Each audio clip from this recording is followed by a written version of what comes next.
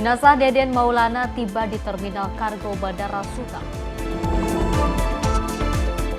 Presiden Prabowo bertemu dengan Raja Charles. Meikarta menjadi rusun subsidi. Nekat pria curi kios depan kantor polisi di Lampung.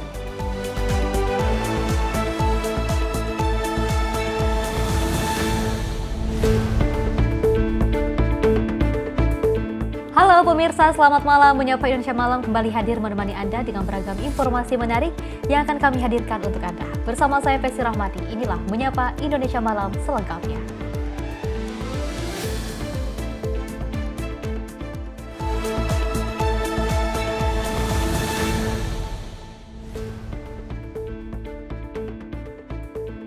Pemirsa, kita awali dengan berita utama di mana tim SAR gabungan berhasil menemukan black box pesawat ATR 42500 berupa flight data recorder dan juga cockpit voice recorder. Black box juga ditemukan tim SAR gabungan tentunya pada hari kelima pencarian korban pesawat pada Rabu siang sekitar pukul 11 WITA.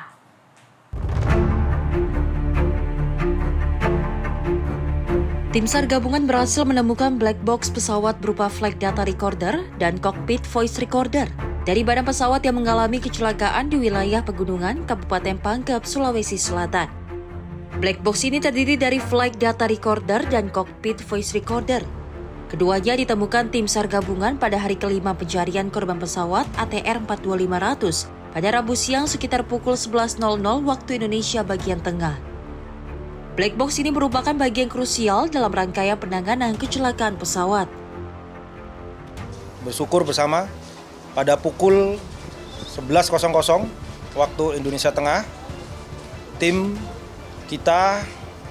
yang kita bentuk khusus untuk mencari ekor dari Satuan Yonif 700 Raider Wirayuda Sakti, Kodam 14 Hasanuddin bersama dengan tim Sarnas dan tim reaksi cepat Bosowa, Tonasa, mohon maaf. Tim reaksi cepat Tonasa, kita bisa berhasil menemukan black box dan alhamdulillah sekarang sudah bisa kita lepas dari dudukannya dan sedang proses turun menuju posko kita di Desa Tompo Bulu ini. Jadi begini, kemarin kita sudah mengidentifikasi secara visual, namun belum bisa menuju ke lokasi karena dari kontur medan yang memenuhi perlu tantangan, sehingga kita tadi malam kita juga berrapat untuk menganalisa dan akhirnya kita membentuk tim khusus ini beserta dengan rekan-rekan Sarnas dan tim reaksi cepat Tonasa tadi. Alhamdulillah tadi pagi dia sudah bisa menuju lokasi tersebut dan akhirnya bisa mengecek secara langsung ekor tersebut, potongan ekor tersebut, dan di dalamnya masih berada di posisinya, tidak terlepas, berada di posisi dalam ekor tersebut. Flight data recorder berfungsi untuk merekam berbagai parameter penerbangan, seperti ketinggian, kecepatan, arah, posisi pesawat, hingga kinerja mesin. Data tersebut sangat penting untuk membantu pihak berwenang dalam merekonstruksi kronologi penerbangan sebelum kecelakaan terjadi. Sementara itu, cockpit voice recorder merekam percakapan di dalam kokpit, termasuk komunikasi antar awak pesawat dan suara-suara penting lainnya selama penerbangan. Secara umum, perangkat FDR dan CVR disimpan di bagian ekor pesawat. Penempatan ini dirancang karena area ekor dinilai memiliki tingkat ketahanan lebih tinggi saat terjadi benturan, sehingga peluang penyelamatan data menjadi lebih besar. Setelah ditemukan, black box akan segera diserahkan kepada Komite Nasional Keselamatan Transportasi selaku yang berwenang melakukan investigasi lanjutan. Penemuan ini menjadi langkah penting dalam proses investigasi kecelakaan pesawat. Dari Kabupaten Pangkep, Sulawesi Selatan, jurnalis Simpo TV melaporkan.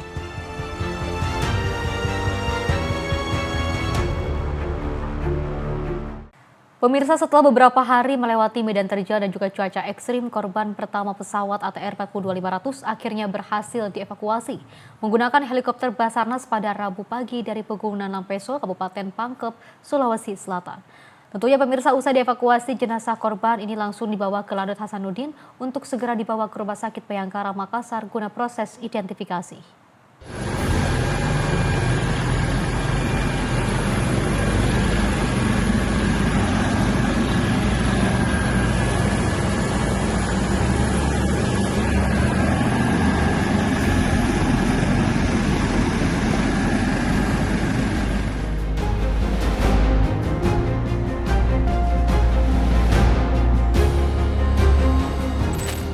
Tim SAR gabungan kembali melanjutkan proses evakuasi korban kecelakaan pesawat di wilayah Pegunungan Maros Pangkep pada Rabu pagi pukul 7.59 waktu Indonesia bagian tengah di Pegunungan Lampeso, Kabupaten Pangkep, Sulawesi Selatan. Satu jenazah korban berjenis kelamin laki-laki yang sebelumnya ditemukan di jurang sedalam kurang lebih 200 meter pada Minggu 18 Januari 2026 berhasil dievakuasi menggunakan helikopter Basarnas jenis Dauphin HR-3601. Kasih Ops Basarnas Makassar Andi Sultan menjelaskan bahwa proses evakuasi udara dilakukan setelah korban dievakuasi dari dasar jurang ke Pegunungan Lampeso pada Rabu 22 Januari 2026 dengan menggunakan helikopter Basarnas Dauphin HR-3601. Pengangkatan jenazah dilakukan dengan metode hoist melalui teknik air landed pada pukul 7.59 waktu Indonesia bagian tengah. Jenazah dibawa ke Lanut Hasanuddin Kabupaten Maros dan selanjutnya dibawa ke Rumah Sakit Bayangkara Makassar untuk proses identifikasi. Mendukung untuk dilakukan evakuasi. Maka dari itu Dolphin dari Basarnas HR 3601 berangkat ke Lampeso pada pukul 07.47 dan langsung menuju ke Lampeso. Pada pukul langsung dievakuasi dengan menggunakan hoist. Setelah itu korban dinaikkan di helikopter dan langsung menuju ke Lanut. Pada pukul 08.15 berhasil landing dan langsung diserahkan ke tim FBI. Kalau untuk pencarian hari kelima ini Pak, seperti bagaimana Pak? Apakah ada penambahan? Ya, untuk saat ini sampai saat ini penambahan terus dilakukan, penambahan personil. Ada juga yang di-rolling untuk dilakukan pencarian. Fokus di hari kelima ini Pak, Ya, kita fokus tetap di set area yang sudah ditentukan sesuai dengan RNOMS. Sebelumnya, korban pertama kecelakaan pesawat ATR 42500 ditemukan tim SAR gabungan pada Minggu 18 Januari 2026 sekitar pukul 13.43 waktu Indonesia bagian tengah di lereng puncak Gunung Bulu Sarawung di kedalaman sekitar 200 meter dari puncak gunung. Tim kemudian melakukan proses packing jenazah selama kurang lebih 1 jam karena posisi korban berada di kemiringan kurang lebih 30 derajat dan tepat di bibir tebing. Namun karena kondisi cuaca yang ekstrim dan medan yang terjal, akhirnya tim memberhentikan evakuasi terhadap korban dan memutuskan untuk bermalam di lereng tebing. Seluruh personel bertahan bersama jenazah selama kurang lebih 30 jam di lokasi. Jenazah korban akhirnya bisa diamankan ke tempat aman setelah tim SAR gabungan melakukan evakuasi korban secara estafet dengan penyerahan jenazah kepada tim-tim selanjutnya menuju area persawahan kampung dengan berbagai medan sejauh puluhan kilometer. Dari Kabupaten Maros, Sulawesi Selatan, jurnalis Simpo TV melaporkan.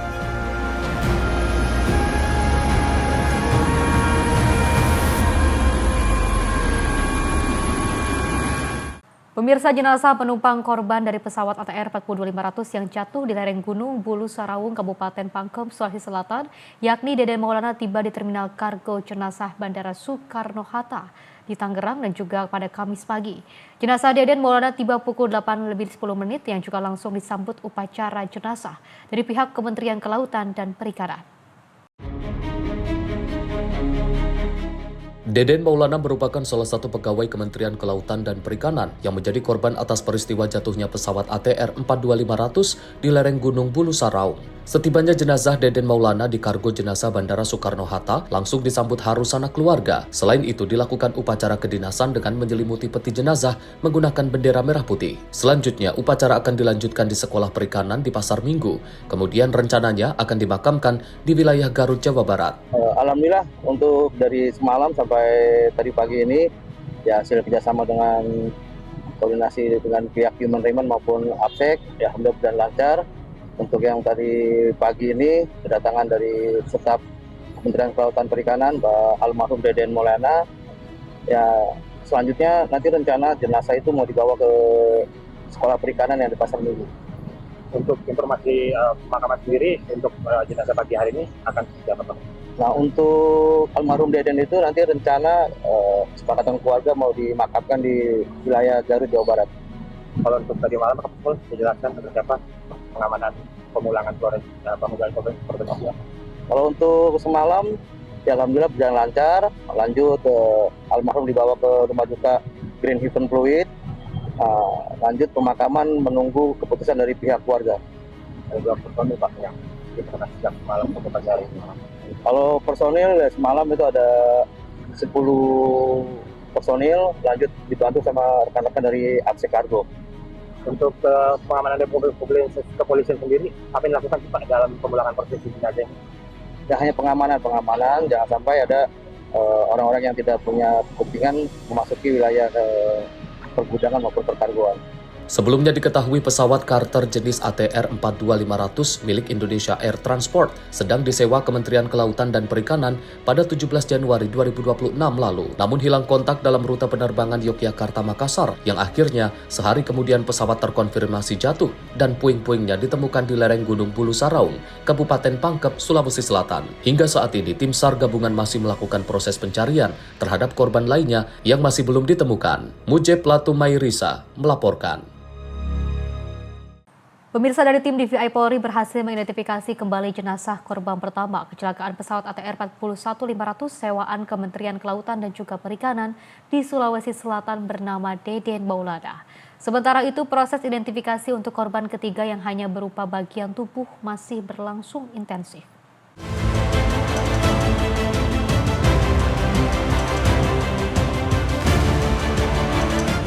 Tim DVI Polda Sulsel resmi menyerahkan jenazah korban pertama yang telah teridentifikasi kepada keluarga pada dini hari 22 Januari 2026. Kombes Didik Supratono Kabid Humas Polda Sulsel mengkonfirmasi jenazah tersebut adalah Deden Maulana, 43 tahun, warga Jakarta Selatan. Sementara fokus kini bergeser ke korban ketiga, jenazah yang baru diterima dari tim SAR itu kondisinya hanya berupa bagian tubuh. Kombes M. Haris, Kabid Dokes Polda Sulsel menyatakan, tim akan bekerja maksimal dengan metode berjenjang. Jika sidik jari tidak dapat ditemukan, tim DVI Polda Sulsel menggunakan pemeriksaan gigi, kemudian DNA. Metode sekunder bisa dari data properti, ciri khusus, tinggi badan, hingga bekas operasi. Proses identifikasi korban kedua, Deden Maulana, pun penuh tantangan. Brigjen Pol Masyude Kapusiden Bareskrim Polri mengungkapkan tim berhasil memanfaatkan sisa jaringan kulit untuk pengambilan sidik jari. Maulana. Kemudian tadi subuh sudah diserahkan jenazah kepada keluarga. Yang berikutnya kita juga sudah menerima jenazah yang ketiga dari Basarnas dan sekarang masih dilakukan proses identifikasi. Nah, bagaimana dan sejauh mana prosesnya nanti akan disampaikan oleh Pak Kabid Dokes. Kemudian ada hal penting terkait dengan identifikasi nanti juga akan disampaikan oleh Pak Kapusiden. Tentu kami persilakan untuk Pak Kapusiden menyampaikan. Pada hari Rabu tanggal 21 Januari 2026, tim DVI gabungan terdiri dari tim DVI Dokes Polda Sulsel didukung tim DVI Pusdokes Polri, tim IDEN Polda Sulsel, tim Pusiden Polri, dan Departemen Forensik dan Mediko-Legal Fakultas Kedokteran Unhas telah menerima satu kantung jenazah dan melaksanakan identifikasi dengan hasil sebagai berikut. Jenazah dengan nomor PM 62.B.02 cocok dengan antemortem nomor AM 006 teridentifikasi sebagai Deden Maulana, laki-laki, umur 43 tahun, beralamat di Jalan Jati Raya 66H Sophia nomor 15 RT 005/006 Jati Padang Pasar Minggu melalui sidik jari, properti, dan ciri medis. Jadi sampai dengan hari ini tim gabungan telah berhasil mengidentifikasi total 2 korban dari 2 kantong jenazah yang diterima. Terkait teknis yang tadi sudah disampaikan oleh Kapitokes bahwa tim identifikasi khususnya dari Pusiden dan Siden Polda maupun Unit Polres. Jadi kemarin kita sudah melakukan pemeriksaan terhadap kantong mayat. Walaupun memang ada sedikit effort, ada sedikit tantangan karena memang kondisi jenazah, namun berdasarkan keuletan dan kemampuan keilmuan dari rekan-rekan atau anggota anggota IJEN, maka kami berhasil melakukan identifikasi dengan memanfaatkan kulit sidik jari yang masih ada, dan dengan peralatan kami sudah kita mendapatkan data bahwa yang bersangkutan adalah Deden Maulana. Kemudian juga dengan teknis tertentu kami melakukan pemeriksaan terhadap sampel sidik jari dan pembanding postmortem yang tadi saya sampaikan kulit sidik jari. Maka kami sudah bisa membandingkan secara manual dan secara saintifik atau keilmuan, kami bisa meyakini, atau kalau bahasa agamanya aku yakin, bahwa kantong jenazah nomor PM62B.02 sebagaimana disampaikan oleh Kapitokes Talpi, yaitu atas nama Deden Maulana. Identifikasi dilakukan tim DVI gabungan yang melibatkan Pudokes Polda Sulsel, Pudokes Polri, Pusiden Bareskrim Polri, serta Departemen Forensik dan Mediko Legal Fakultas Kedokteran Universitas Hasanuddin. Dari Kota Makassar, Sulawesi Selatan, jurnalis Info TV melaporkan.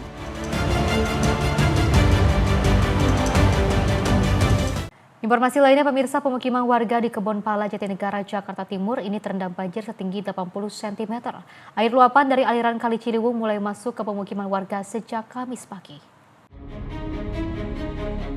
Akibat hujan deras yang mengguyur Jakarta sejak tadi pagi dan air kiriman dari Bogor, Jawa Barat, membuat pemukiman warga di Kebonpala, Jatinegara, Jakarta Timur terendam banjir. Air luapan dari aliran Kali Ciliwung mulai masuk ke pemukiman warga sejak Kamis pagi. Ketinggian banjir saat ini berkisar antara 40 cm hingga yang paling terdalam mencapai 80 cm. Tingginya permukaan air membuat anak-anak yang tinggal di kawasan tersebut menjadikan wahana tempat bermain seperti kolam renang. Meski banjir telah merendam ratusan rumah warga di RW 5 dan RW 4, namun warga masih tetap bertahan di lantai 2 rumah mereka. Pihak Kelurahan Kampung Melayu akan menyiapkan tempat pengungsian bagi warga jika ketinggian banjir terus meninggi. Banjir di sini selalu kiriman ya. Nah, ini tambah hujan kemungkinan yang bisa naik. Ini air tadi naik dari jam berapa Pak RT? Dari pagi. Sekitar 5 subuh. Tapi tetap keluarga tidak ada yang memilih mengungsi ya Pak RT? Masih dibilang aman sih. Kalau sejauh ini air semakin meninggi atau udah mulai agak surut, Pak? Kayak makin meninggi. Makin meninggi ya. Ini udah berapa kali sih Pak RT terjadi ini Pak RT dari sepekan ini Pak RT? Dari Januari aja udah 3 kali. Ketinggian bisa berapa Pak RT paling tinggi? Terakhir 110 cm. Masih dari kelurahan tentunya koordinasi dengan teman-teman yang dari SDA tentu akan menginformasikan keadaan perkembangan keadaan. Nah, untuk teman-teman RT ya kita himbau kalau nanti sudah ketinggian yang tidak memungkinkan lagi untuk masyarakat tinggal di dalam rumah, ya harus keluar dari rumah. Takutnya membahayakan. Kira-kira pos pengungsian nanti berapa yang akan disiapkan Pak kalau misalnya kalau ada pos pengungsian di Kampung Melayu itu biasanya di sekolahan SMP 26 dan di SD 01 dan SD 02. Itu kalau sudah siaga 1, kalau masih siaga 3, alhamdulillah masyarakat belum ada yang mengungsi. Artinya saat ini Pak Lurah sendiri sedang melakukan pengecekan di lokasi ya? Kita selalu pengecekan ke sini. Karena supaya melihat kondisi wilayah dan kondisi genangan air seperti apa. Diprediksi ketinggian air masih bertambah lantaran saat ini status air di Kali Ciliwung sudah berada pada level siaga 3. Dari Jakarta Timur, Joko Puji, jurnalis Info TV, melaporkan. Pemirsa, hujan deras yang juga mengguyur sejak Kamis pagi ini menyebabkan banjir di jalan utama dan juga perumahan Jatimulya, Kabupaten Bekasi, Jawa Barat. Genangan air setinggi 60 cm ini membuat puluhan kendaraan mogok saat nekat menerobos banjir. Akibatnya aktivitas warga dan juga arus lalu lintas menuju tol Bekasi Timur maupun sebaliknya terganggu. Hujan dengan intensitas tinggi yang turun sejak Kamis pagi merendam jalan utama dan perumahan Jatimulya, Kabupaten Bekasi, Jawa Barat. Air menggenang dengan ketinggian mencapai 60 cm, membuat pengendara roda 2 maupun roda 4 terpaksa berhenti di tengah jalan. Puluhan kendaraan dilaporkan mengalami mogok mesin, lantaran mesin terendam air. Sebagian pengendara terpaksa mendorong kendaraannya keluar dari genangan untuk menghindari kerusakan lebih parah. Menurut warga kawasan perumahan Jatimulya, merupakan salah satu wilayah yang sering menjadi langganan banjir saat hujan deras sejak 2006 lalu. Hingga kini, belum terlihat adanya solusi nyata dari pemerintah Kabupaten Bekasi untuk mengatasi masalah banjir yang terus terulang. Tinggi Pak, seberapa Pak tingginya? Paha lebih. Paha lebih? Iya. Ini Bapak habis dari mana nih? Saya lagi dagang, kebetulan pas orang minta bantuan motor untuk jemput anak sekolah. Jadi saya menolong orang. Motor nggak bisa lewat ya Pak? Motor nggak bisa lewat Pak. Mobil juga nggak bisa lewat? Mobil nggak bisa lewat. Kalau mobil sih kalau misalkan cepetan lebih tinggi lagi dia. Emang di sini sering banjir Pak? Kalau ini mah kalau banjir kadang-kadang hujan gede atau kecil gitu banjir gitu sama. Banjir itu tahun 2006. Oh, ini udah mulai banjir ya? Ya. Kalau banjir ketinggian berapa ya? Dulu tuh setengah dengkul ya, di segini sepaha ini. Kalau sekarang ya? Sekarang ya tambah makin tinggi, karena udah dinaikin jalannya. Harapannya sebagai warga di Jatimulya gimana sih ya? Ya harapannya kita gimana ya, Bang, sekarang sampah masalahnya itu yang tidak bisa got-got, itu yang mampet yang bikin drainasenya itu nggak lancar. Ya, nggak lancar ya, yang jadinya bikin macet. Dan yang curah hujan memang tinggi. Jadi sulit ya prediksi BMKG itu untuk acara hujan ini sulit. Selain merendam jalan utama, banjir juga menggenangi ribuan rumah warga dengan ketinggian air antara 10 hingga 50 cm. Kondisi ini membuat aktivitas warga lumpuh, sementara arus lalu lintas dari perumahan Jatimulya menuju tol Bekasi Timur maupun sebaliknya mengalami gangguan serius. Hingga siang ini, genangan air masih belum sepenuhnya surut. Dari Bekasi, Muhammad Ridwan melaporkan. Pemirsa, hujan deras yang mengguyur Jakarta membuat akses Jalan Ciledug Raya dan Pasar Cipulir terendam banjir setinggi 20 cm pada Kamis pagi. Akibatnya para pedagang yang mengalami penurunan omset pendapatan bahkan hingga merugi karena barang dagangannya terendam air.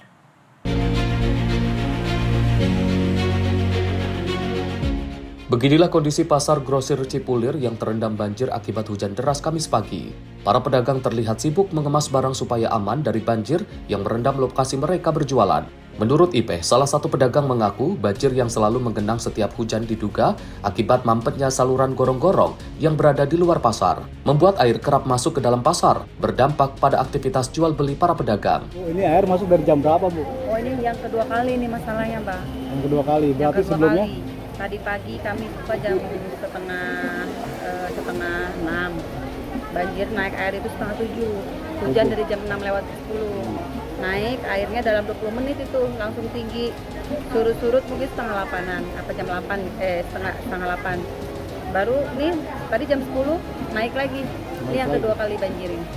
Bu, untuk Ibu sendiri sebagai pedagang nih, Bu, ini kalau banjir begini antisipasinya untuk menyelamatkan barang-barang gimana, Bu? Ya tadi juga hampir nggak selamat karena kan tiba-tiba airnya. Ini sebenarnya air ini datangnya dari jalan raya, bukan dari kali. Jadi setiap hujan air itu meluap dari jalan raya itu, dari got saluran dari Sekuali itu turun ke sini. Jadi setiap hujan besar pasti naik airnya. Artinya penyebabnya itu sendiri apa, Bu? Penyebabnya ya entahlah pembangunan apa yang di depan itu, jalan got-got itu tuh. Jadi air dari sekolah itu bukan mengalir sekali, tapi ke sini meluap jadinya kalau setiap hujan. Jadi setiap hujan pasti kami banjir. Oh, artinya saluran air sendiri tidak berjalan dengan lancar, Bu, ya? Mantap ya? Ya, saya kurang paham soal situnya, mungkin mereka itu nggak tembus sekali. Jadi ke sini ngeluapnya nih. Jadi dari air dari got naik, dari jalan turun. Kan kami rendah nih pasarnya kan. Ya. Kalau banjir sendiri tuh mencapai ketinggian berapa sih, Bu? Kalau di sini, Bu? Oh, kalau dari air jalan raya sih nggak terlalu tinggi, cuman seginilah. Nggak terlalu. 20 cm ada atau 30? Ya semata kaki lebih sedikit, dari semata sedikit, kaki ya? lebih sedikit. Untuk pedagang para pembeli sendiri bagaimana, Bu, kalau saat banjir gini, Bu? Ya sebenarnya terganggu, karena kita kan susah ya untuk mengaplikasikan barang-barang kita untuk melihat pajangan dilipat-lipat. Kayak gini kita mau nawarin susah, tapi ada juga yang sudah siap ready. Tapi banyak yang kayak gini susah kita mau jualan. Warga dan pedagang pun berharap pemerintah segera memperbaiki drainase agar banjir tak lagi menjadi langganan di Pasar Cipulir. Tim redaksi Sinpo TV melaporkan. Pemirsa, banjir hingga 30 cm merendam jalur lambat Jalan Letjen Suprapto, Cempaka Putih, Jakarta Pusat pada Kamis siang. Tentunya tinggi banjir yang juga membuat pihak kepolisian terpaksa ini harus mengalihkan sementara pengendara roda 2 maupun roda 4 ke jalur cepat. Seperti inilah kondisi banjir yang merendam jalur lambat Jalan Letjen Suprapto, Cempaka Putih, Jakarta Pusat, Kamis siang. Banjir dengan ketinggian hingga 30 cm itu merendam ruas jalan hingga tak ada satupun pengendara yang berani melintas. Tingginya banjir membuat pihak kepolisian harus mengalihkan sementara para pengendara roda 2 maupun roda 4 ke jalur cepat. Kondisi ini dilakukan agar para pengendara yang melintas tak terjebak banjir di jalur lambat. Dan berikut laporan jurnalis Sinpo TV dari lokasi banjir Letjen Suprapto, Jakarta Pusat. Ya, pemirsa Sinpo TV, saat ini saya sudah berada di Jalan Letjen Suprapto, dan di sekitar Jalan Letjen Suprapto ini terdapat genangan air setinggi 30 cm yang merendam jalur lambat di Jalan Letjen Suprapto, Jakarta Pusat ini. Adapun tinggi banjir membuat pihak kepolisian terpaksa harus mengalihkan sementara para pengendara roda 2 maupun roda 4 untuk ke jalur cepat. Dan saya akan memperlihatkan situasi terkini di Jalan Letjen Suprapto ini, dan bersama di pantauan lokasi kondisi banjir yang merendam jalur lambat Letjen Suprapto pada Kamis ini cukup tinggi. Banjir dengan hingga ketinggian 30 cm ini merendam ruas jalan hingga tak ada satupun pengendara yang berani melintas di jalur ini begitu. Namun dapat dilihat masih banyak motor yang melajukan motornya menerobos banjir di sini. Dan tadi saya mendapat konfirmasi oleh salah satu petugas penanganan prasarana dan sarana umum Sanwani, yakni mengatakan bahwa banjir telah merendam jalur lambat ini setelah diguyur hujan sejak pagi tadi. Menurutnya banjir terjadi hingga lantaran debit air yang tinggi hingga membuat jalanan terendam, dan pengendara yang hendak melintas dari arah Pulau Gadung di depan saya ini menuju Simpang 5 Senen dihimbau untuk menggunakan jalur cepat guna menghindari banjir. Dari Jakarta, Dio Malau, Sinpo TV melaporkan. Di sisi lain, pemirsa, hujan deras disertai angin yang melanda wilayah Jakarta sejak dini hari menyebabkan banjir di sejumlah titik. Salah satunya di ruas Jalan Cawang, Jakarta Timur. Pemirsa, banjir juga menyebabkan terjadinya kepadatan arus lalu lintas sejak pagi hingga sore hari. Petugas gabungan pun dikerahkan untuk pengalihan jalan.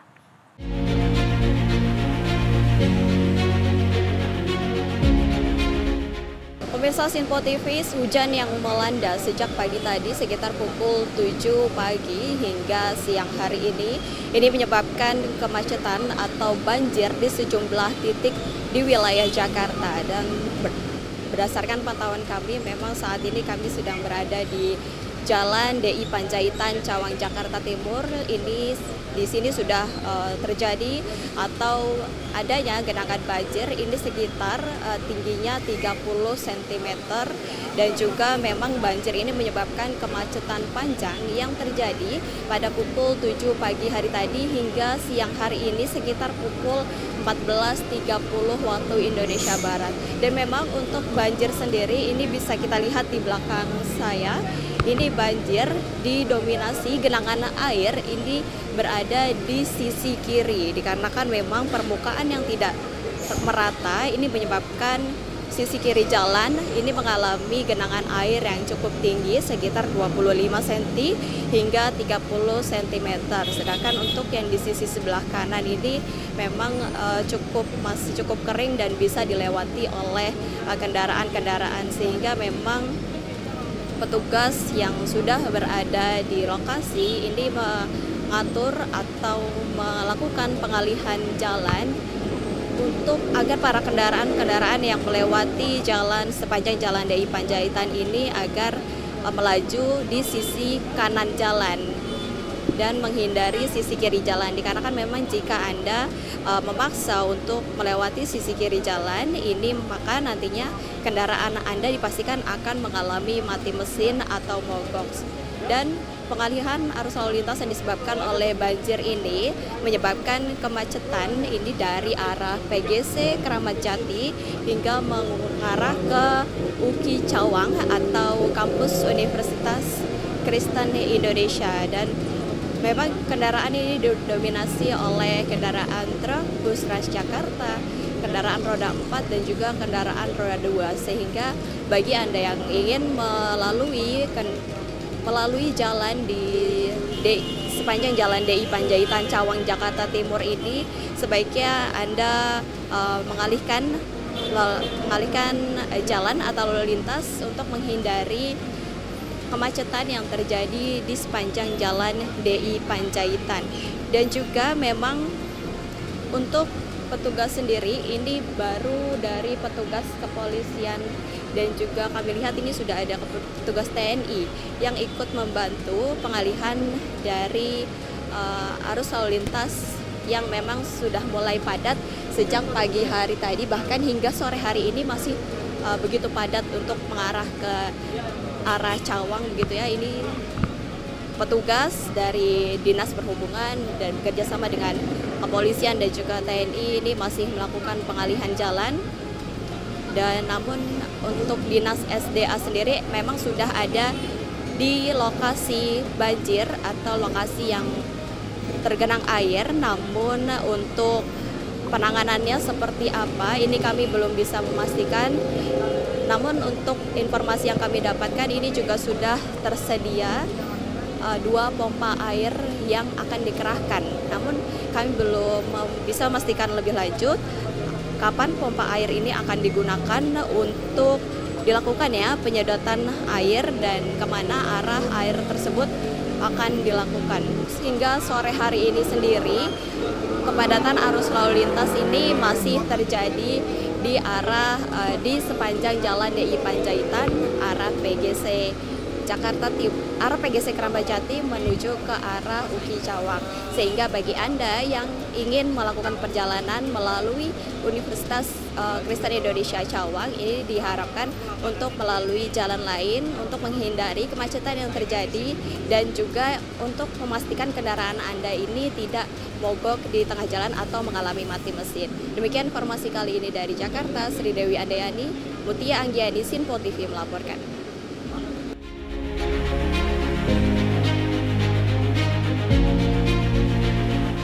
Pemirsa, dari Menteri Perhubungan Dudi Purwaganti ini meninjau langsung jalur kereta api lintas Pekalongan Sragi, Jawa Tengah yang terdampak banjir akibat cuaca ekstrim. Tentunya peninjauan ini dilakukan untuk memastikan proses penanganan berjalan cepat dan juga optimal, serta keselamatan perjalanan kereta api tetap terjaga.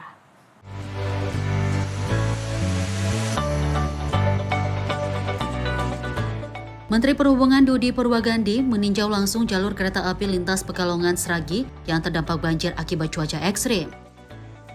Peninjauan dilakukan untuk memastikan langkah penanganan berjalan cepat dan terukur tanpa mengabaikan aspek keselamatan perjalanan kereta api. Kementerian Perhubungan melalui Direktorat Jenderal Perkeretaapian sejak awal kejadian telah melakukan koordinasi intensif dengan PT Kereta Api Indonesia, BMKG, pemerintah daerah, serta aparat setempat. Keputusan teknis operasional diambil secara cepat untuk menjaga keselamatan penumpang dan kelancaran transportasi. PT KAI telah melakukan peninggian jalur rel setinggi 23 cm. Pekerjaan akan dilanjutkan dengan rencana peninggian hingga maksimal 50 cm sepanjang kurang lebih 600 meter. Termasuk penyesuaian struktur jembatan dan emplasemen yang sebelumnya teridentifikasi mengalami cekungan.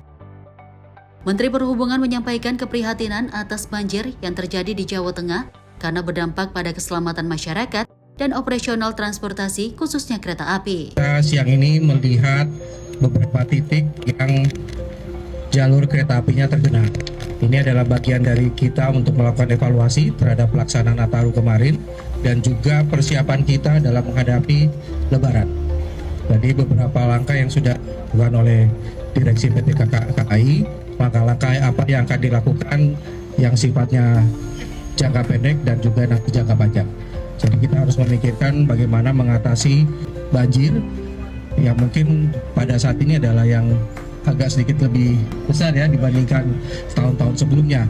Jadi ini harus kita antisipasi untuk jangka pendek maupun jangka panjangnya. Kementerian Perhubungan berharap kondisi cuaca segera membaik sehingga proses pemulihan dapat diselesaikan lebih cepat dan operasional perjalanan kereta api kembali normal sepenuhnya. Tim redaksi Sinpo TV melaporkan.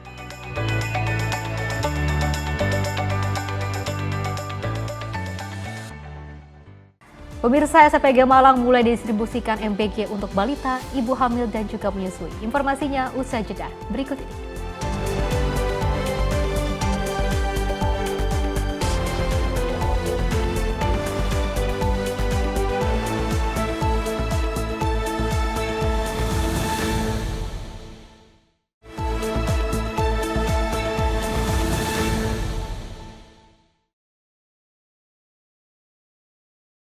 Terima kasih pemirsa, Anda masih bersama kami dan kita lanjutkan informasinya.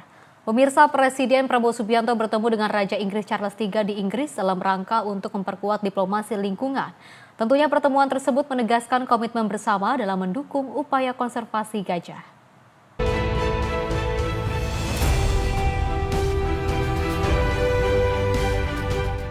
Presiden Prabowo Subianto menghadiri pertemuan filantropi konservasi gajah Pasaman sekaligus melakukan pertemuan dengan Raja Inggris Charles III di Lancaster House, London pada Rabu 21 Januari 2026. Kehadiran ini menjadi bagian dari upaya memperkuat diplomasi lingkungan Indonesia di tingkat global.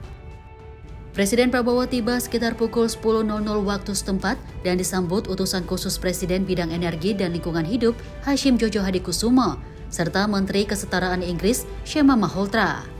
Setibanya di lokasi, Presiden menerima penghormatan pasukan jajar kehormatan sebelum bertemu Raja Charles III dan mengikuti rangkaian awal pertemuan. Dalam forum tersebut, Presiden Prabowo dan Raja Charles menerima pemaparan mengenai inisiatif konservasi gajah Pasaman serta berinteraksi dengan para pengusaha dan filantropi lingkungan yang tergabung dalam UK Indonesia Pasaman Elephant Conservation Initiative. Pertemuan ini menegaskan komitmen bersama Indonesia dan Inggris dalam memperkuat kerjasama internasional di bidang pelestarian satwa liar dan konservasi lingkungan. Tim redaksi Sinpo TV melaporkan. Pemirsa, Presiden Prabowo Subianto juga tiba di Swiss pada Rabu 21 Januari untuk menghadiri World Economic Forum 2026. Kedatangan Presiden tentunya disambut hangat oleh pejabat perwakilan Indonesia serta diaspora tanah air.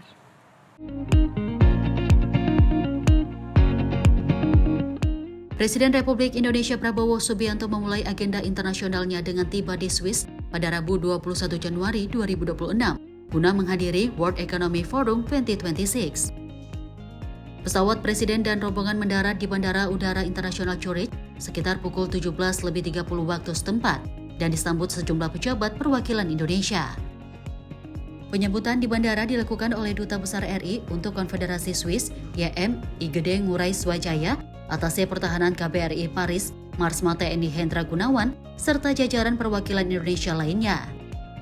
Dari Zurich, Presiden Prabowo melanjutkan perjalanan menuju Hotel Grand Resort Bed Ragaz, lokasi tempatnya bermalam selama kunjungan. Setiba di hotel, Presiden Prabowo disambut hangat oleh diaspora Indonesia, termasuk 2 anak Indonesia yang menyerahkan bunga.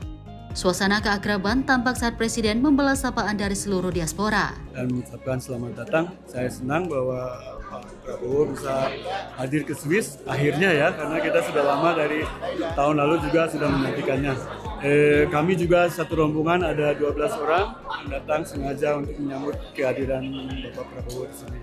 Jadi ketika Bapak RI 1 datang, ke saya pasti ada perasaan deg-degan juga, dan pada saat saya bersalaman dengan Bapak, saya menyampaikan Schönen Abend karena bahasa Jerman selamat malam, karena saya tahu Bapak bisa bahasa Jerman, dan juga saya bilang bahwa kita adalah mahasiswa dari yang ada di Swiss dan Liechtenstein, dan kita ada representasi dari PPI Swiss dan Liechtenstein. Saya juga deg-degan, tapi Pak Presiden juga merupakan orang yang saya hormati sekali, sehingga saya juga merasa familiaritas dengan beliau, dan saya juga ingin berterima kasih kepada beliau atas jasanya kepada negara kami, Republik Indonesia. Dengan kehadiran ini, kita tahu bahwasannya ada agenda diplomasi dengan negara-negara lain, dan juga ada event World Economic Forum. Semoga kita bisa mendapatkan investasi yang bagus, investasi yang banyak, supaya kita bisa berkembang bersama dalam segi sumber daya manusia, dan juga bisa memanfaatkan sumber daya alam dengan lebih sustainable lagi dan lebih baik lagi, supaya Indonesia lebih baik lagi ke depannya. Kehadiran Prabowo di Swiss menegaskan komitmen Indonesia untuk berperan aktif dalam forum global serta memperkuat kerjasama internasional melalui World Economic Forum 2026. Tim redaksi Sinpo TV melaporkan. Pemirsa, pemerintah pusat juga menegaskan bahwa komitmen mempercepat pemulihan pasca bencana di Aceh dengan turun langsung ke lapangan. Tentu saja kehadiran ini memastikan kebutuhan warga terpenuhi dan juga infrastruktur vital segera kembali berfungsi.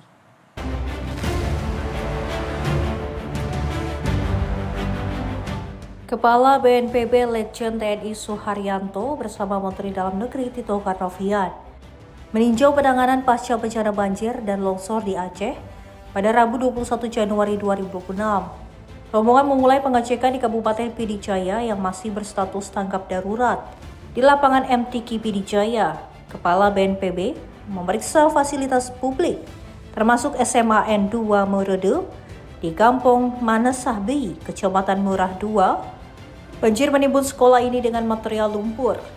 BNPB memastikan sarana pendidikan segera pulih dan kegiatan belajar mengajar kembali berjalan normal. Setelah itu rombongan melanjutkan tinjauan ke Kabupaten Biren yang sudah memasuki fase transisi darurat menuju pemulihan. Di lapangan Kot Kapu, BNPB bersama Mendagri memeriksa sejumlah infrastruktur terdampak termasuk jembatan. Pengecekan ini mendorong percepatan rehabilitasi dan rekonstruksi pasca bencana. Kehadiran langsung di lapangan membuat langkah penanganan sesuai dengan kondisi di lokasi. BNPB dan Mendagri memastikan kebutuhan masyarakat terdampak terpenuhi, mulai dari pemukiman, fasilitas pendidikan hingga sektor vital lain yang mendukung kehidupan sehari-hari. BNPB menegaskan koordinasi terpadu antara pemerintah pusat dan daerah agar penanganan pasca bencana berjalan tepat, cepat, dan berkelanjutan. Rangkaian kegiatan ini menunjukkan komitmen BNPB untuk hadir di tengah masyarakat. BNPB memastikan seluruh tahapan penanganan bencana dari tanggap darurat hingga pemulihan berlangsung efektif. Pemerintah berharap percepatan pemulihan segera mengembalikan aktivitas warga dan memperkuat ketahanan masyarakat menghadapi bencana di masa mendatang. Risna Nur, jurnalis Sinpo TV melaporkan.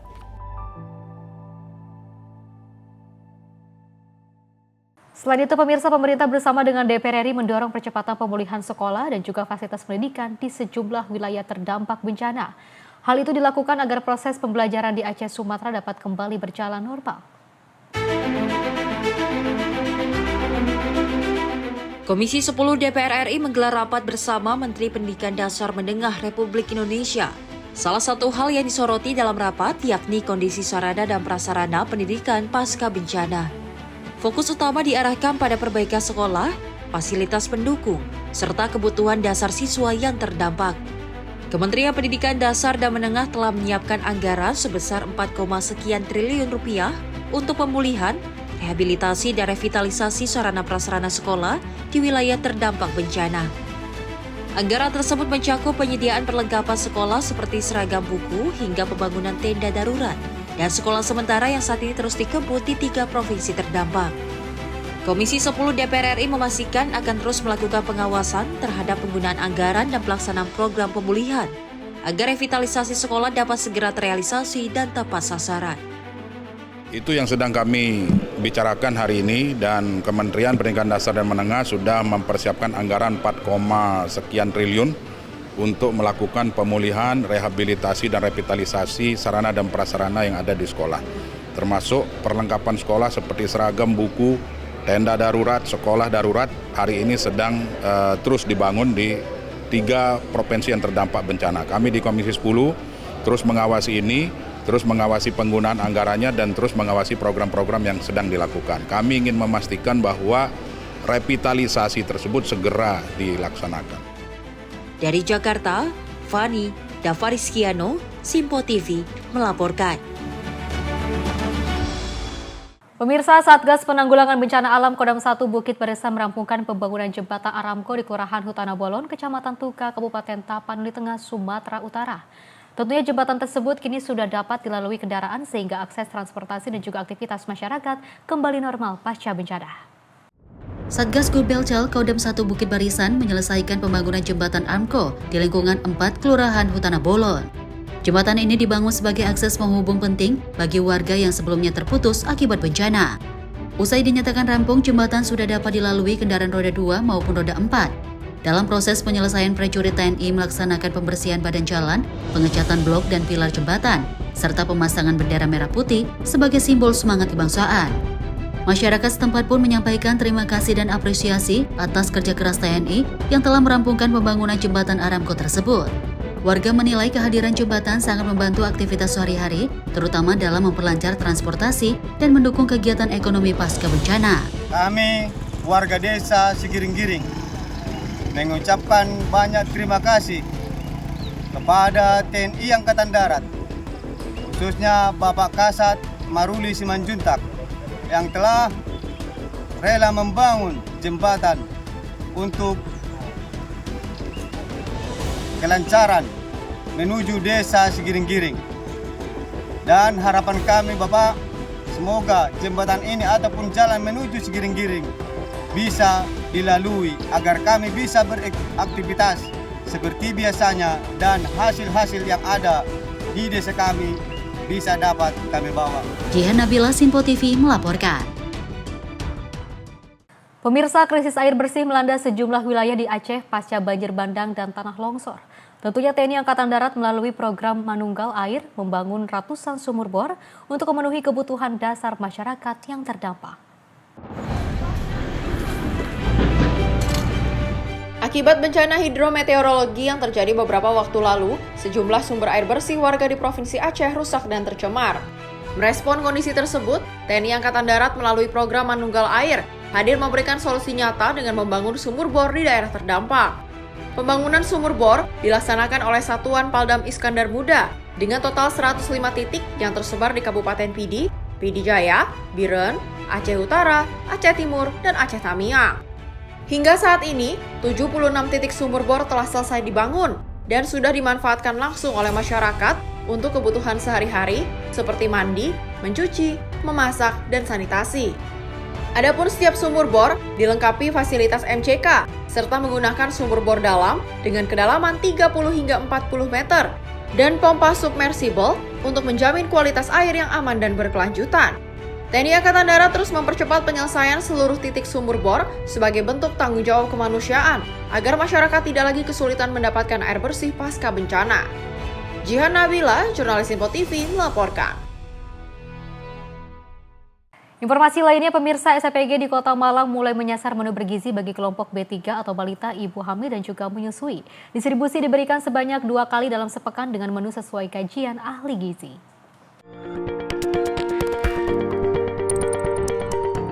Distribusi terbagi dalam 2 periode waktu antara hari Senin dan Kamis. Jenis makanannya juga bervariasi dan berganti-ganti setiap pengiriman, mulai makanan basah dan kering. Bagi penerima manfaat merasa amat terbantu dengan adanya program ini, karena membantu diri dan jabang bayi mendapatkan asupan nutrisi yang cukup. Ini udah sebulan kayaknya. Sebulan? Ya. Dapatnya tiap hari apa gimana? Dapatnya sehari, tapi kadang dirapel buat 3 hari. Ya. Isinya makanan basah, kering? Yang hari pertama makanan basah, yang sisanya itu kayak susu, buah, roti, kadang ada telur. Tercatat sudah ada 2.850 penerima yang sudah mendapatkan manfaat dari program MBG kategori B3. Pihak Korwil SPPG Malang bakal terus berkoordinasi dengan pihak masing-masing dapur MBG dalam menentukan menu yang mencukupi angka kecukupan gizi dalam setiap paket. Kalau untuk B3 sebenarnya kami sudah mulai tahun 2025 kemarin. tapi memang belum terlalu merata. Insya Allah di tahun ini kami sudah selalu koordinasi dengan BKKBN dan bikin juga sudah MOU dengan BKKBN sehingga kami bisa memberikan B3 optimal di tahun ini. Agar berjalan semakin optimal, SPPG Kota Malang bakal menggandeng BKKBN untuk menghimpun data penerima yang valid dari Posyandu dan RW setempat, supaya distribusi MBG B3 di Kota Malang berjalan tepat sasaran, aman, dan lancar. Dari Kota Malang, Jawa Timur, Tim Liputan Sinpo TV melaporkan. Pemirsa, Badan Pengawas Obat dan Makanan ini lakukan peninjauan distribusi makan bergizi gratis di SDN Jati 5 Pagi Pulau Gadung, Jakarta Timur pada Rabu siang. Dari Badan POM juga lakukan pengujian terhadap makanan bergizi gratis yang telah didistribusikan.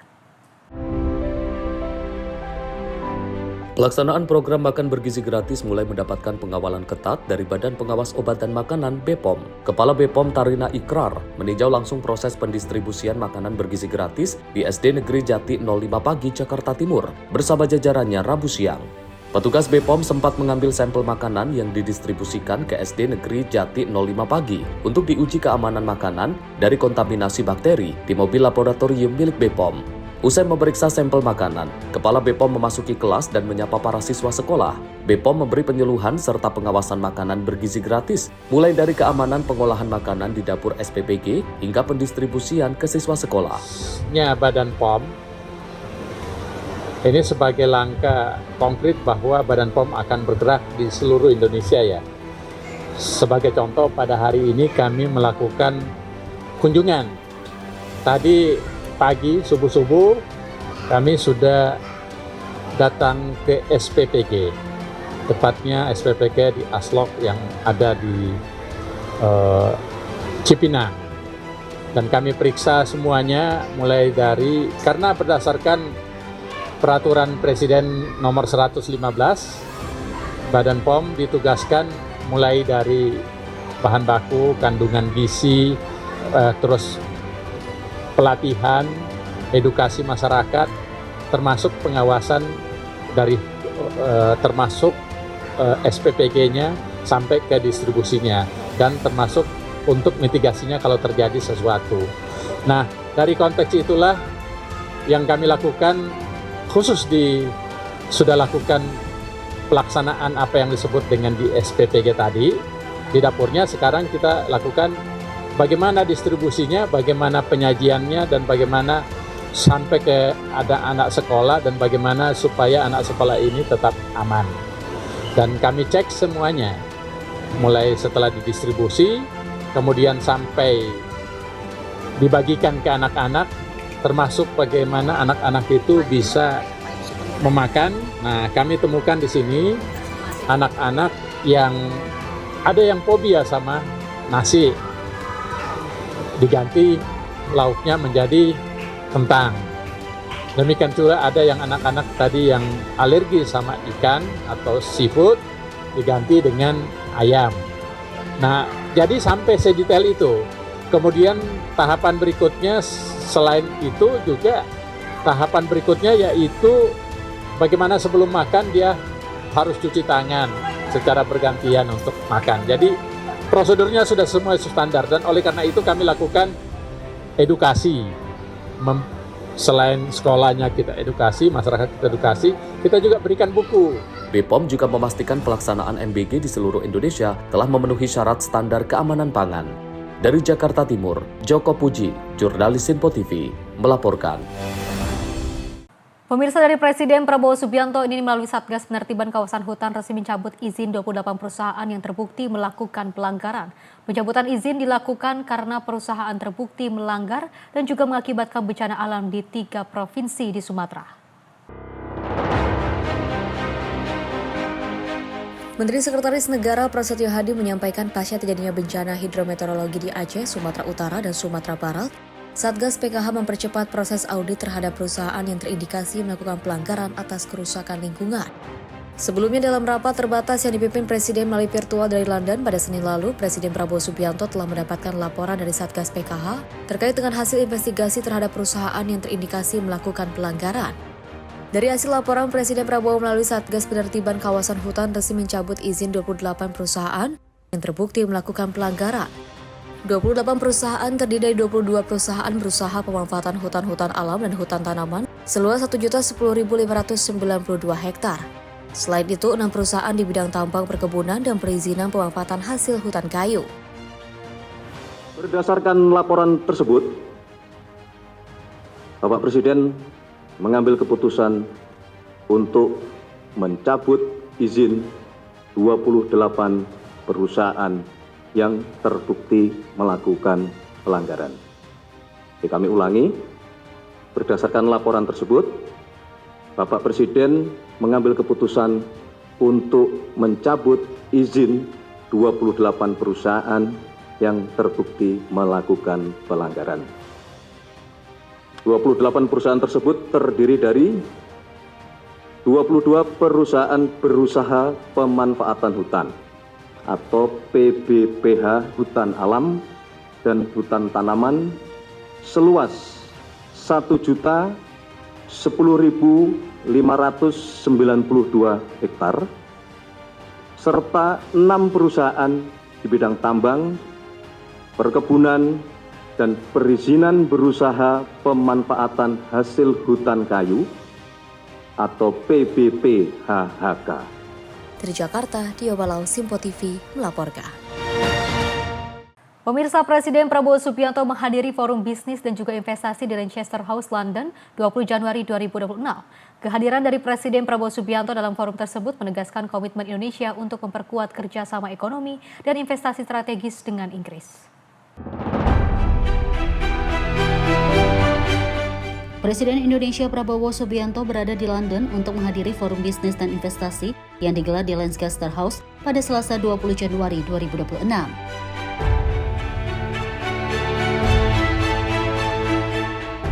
Acara ini juga diwarnai jamuan santap siang yang diselenggarakan oleh Wakil Perdana Menteri Inggris David Lammy sebagai bagian dari upaya memperkuat hubungan ekonomi kedua negara. Dalam forum tersebut, delegasi bisnis Inggris diperkenalkan oleh British Chamber of Commerce, sementara delegasi Indonesia dipimpin Kadin. Sesi ini menjadi kesempatan strategis bagi para pelaku usaha kedua negara untuk berdiskusi, menjajaki kerjasama di bidang perdagangan, investasi, industri dan teknologi, serta membangun hubungan yang lebih erat. Acara ditutup dengan sesi foto bersama Presiden Prabowo, Wakil Perdana Menteri Inggris, dan delegasi di Grand Staircase, Lancaster House. Kehadiran Presiden dan jajaran menteri terkait menegaskan komitmen Indonesia dalam mendorong investasi sekaligus memperkuat posisi negara sebagai tujuan investasi strategis dan kompetitif di kancah global. Tim redaksi Simpo TV melaporkan. Pemirsa, Presiden Prabowo Subianto ini mendorong pengembangan sektor maritim dengan rencana pembangunan 1.500 kapal ikan dan program ini bertujuan untuk meningkatkan kesejahteraan nelayan dan konsumsi protein masyarakat.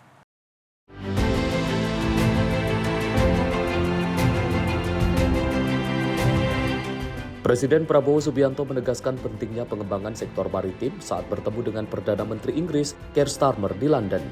Dalam pertemuan tersebut, keduanya membahas kerjasama strategis, termasuk dukungan Inggris terhadap rencana Indonesia membangun 1.500 kapal ikan sebagai bagian dari investasi besar-besaran di bidang maritim. Presiden Prabowo menjelaskan bahwa program ini bertujuan memperbaiki desa-desa nelayan, meningkatkan kualitas hidup para nelayan, serta mendorong peningkatan konsumsi protein masyarakat.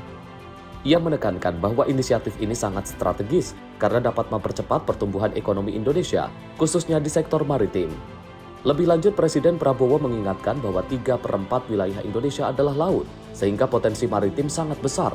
Ia menegaskan perlunya memanfaatkan sumber daya laut secara optimal, sekaligus memperkuat kerjasama internasional untuk mendorong kemajuan ekonomi dan meningkatkan kecukupan protein bagi rakyat Indonesia. Di bidang maritim, mereka akan dukung rencana kita untuk membangun pertama 1.500 kapal ikan. Karena kita mau besar-besaran investasi itu, kita mau perbaiki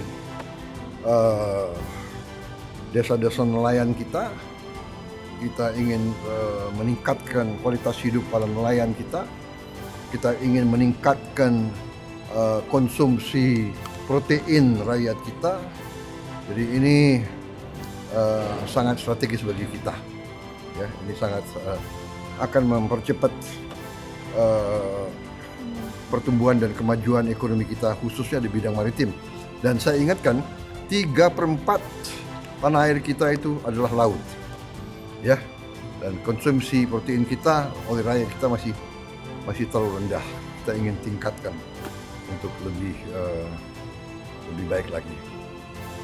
Oke? Ketemu juga dengan Dinas Pendidikan itu terkait dengan tes muka di Inggris. Iya, mungkin baru saja. kegiatannya seperti apa Pak? Ya, kita ingin mengajak kerjasama. Nanti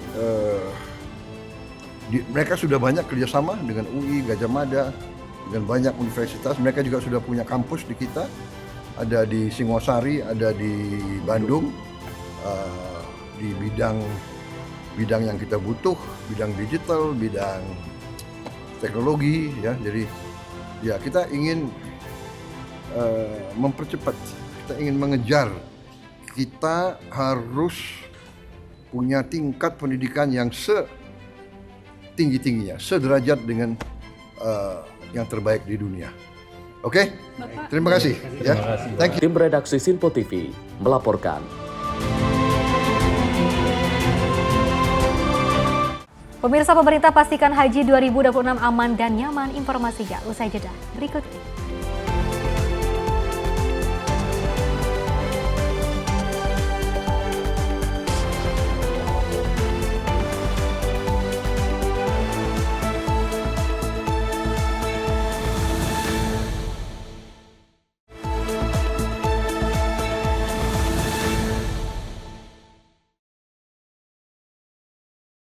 Terima kasih pemirsa, Anda masih bersama kami dan kita lanjutkan informasinya. Dari Menteri Perumahan dan Kawasan Permukiman Maurarar Sirait, ini memastikan proyek raksasa Meikarta di Jawa Barat akan dikembangkan menjadi hunian subsidi bagi rakyat.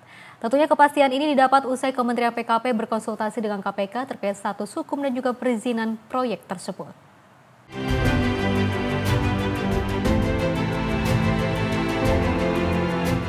Menteri PKP Maurarar Sirait bergerak cepat mencari solusi hunian masif di kawasan pendukung selain Jakarta. Usai melakukan diskusi selama 3 jam bersama pimpinan KPK, pemerintah menyatakan proyek Meikarta bisa segera dilanjutkan untuk pembangunan rumah susun subsidi. Pemerintah kini tengah mempersiapkan rencana desain, skema pembiayaan hingga aturan kepemilikan untuk merealisasikan hunian subsidi di Meikarta. Langkah ini diambil karena jumlah unit yang tersedia di kawasan tersebut sangat masif dan dinilai mampu membantu masyarakat berpenghasilan rendah atau MBR memiliki hunian layak. Pada tahun ini, Kementerian PKP secara tegas mengalihkan fokus kerja dari rumah tapak ke rumah susun subsidi. Meikarta menjadi salah satu titik strategis di Jawa Barat, selain beberapa lokasi lain di Jakarta seperti Kemayoran dan Pulau Gebang. Siang saya 3 jam diskusi dengan KPK, dengan pimpinan KPK Pak Johannes Tanah, bahwa saya minta clearance apakah Meikarta bisa dibangun untuk rumah susun subsidi, dan tadi Meikarta sudah dinyatakan bisa. Karena itu kita akan mulai segera untuk membuat skema, aturan, ya, hunian, skema pembiayaan, dan desain dan sebagainya untuk kita bisa bangun di Meikarta. Karena jumlahnya itu masif.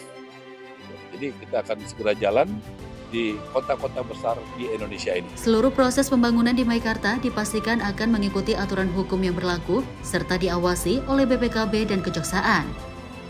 Pemerintah berharap proyek ini dapat berjalan dengan cepat dan berkualitas untuk mengejar target pembangunan 3 juta rumah bagi rakyat.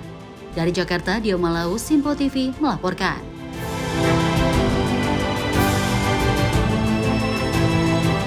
Selain itu, pemirsa, Kementerian Haji dan Umroh memastikan bahwa seluruh persiapan penyelenggaraan ibadah haji tahun 2026 telah dilaporkan secara menyeluruh kepada DPR RI. Hal ini disampaikan setelah rapat koordinasi dengan Komisi 8 pada Rabu 21 Januari yang juga membahas kesiapan akomodasi konsumsi dan transportasi jemaah di Tanah Suci.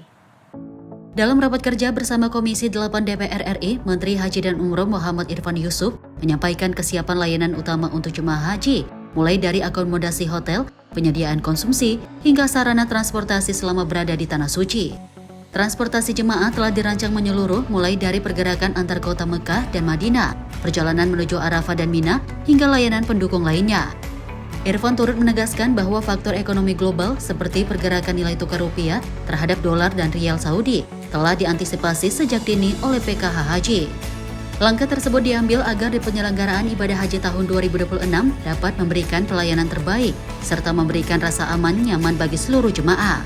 Alhamdulillah sudah kita laporkan semuanya, mulai dari persiapan akomodasi hotel, persiapan catering untuk makannya, persiapan transportasi di sana, baik transportasi dari hotel ke Arafah, transportasi dari hotel di Mekah ke hotel ke Madinah, ataupun sebaliknya transportasi dari Arafah ke Musdalifah Mina sudah kita laporkan, dan alhamdulillah Komisi 8 juga menerima laporan kami, dan mudah-mudahan dengan kerjasama yang sangat bagus antara kami dan Komisi 8 kita bisa menjalankan proses haji 2026 dengan sebaik-baiknya.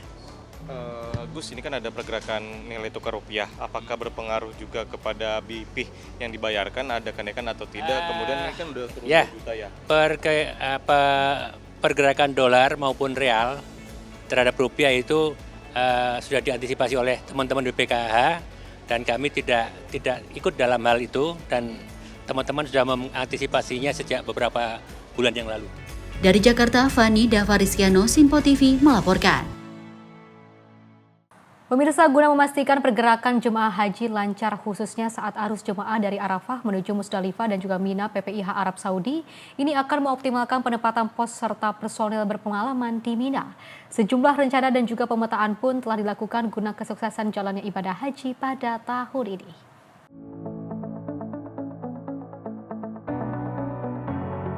Pendidikan dan pelatihan petugas haji kian memasuki materi penting, terutama yang berhubungan langsung terhadap pelayanan dan perlindungan jemaah haji di Arab Saudi.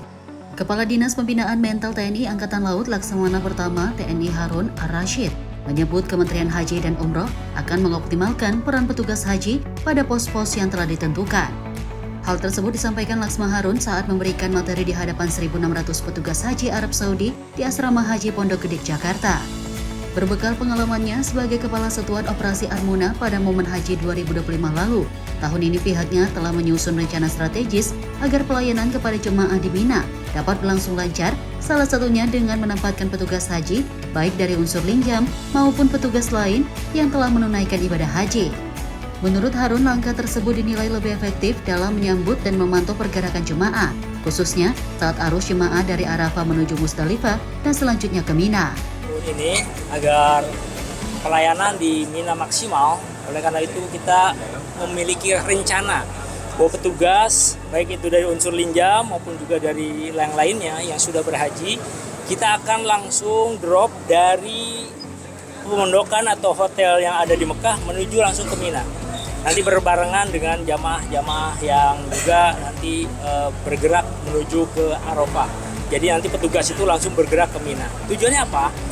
Tujuannya agar lebih efektif penyambutan dan pemantauan jamaah yang bergerak dari Arafah menuju Musdalifah dan dari Musdalifah itu menuju ke Mina.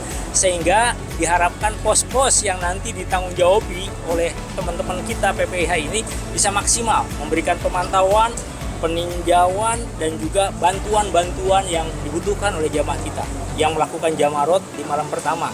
Karena malam pertama itu 10 Zulhijjah itu malam krusial.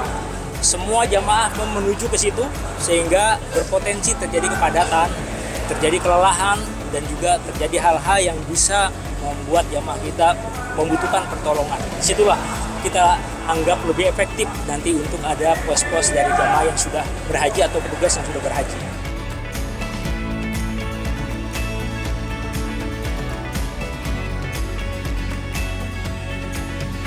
Simpo TV melaporkan. Pemirsa, selain dilatih dan juga dididik semi militer, petugas haji juga dibekali materi soal bahasa Arab. Pembelajaran bahasa Arab dasar ini tentunya dinilai penting untuk memudahkan komunikasi petugas haji di Arab Saudi pada musim haji 2026.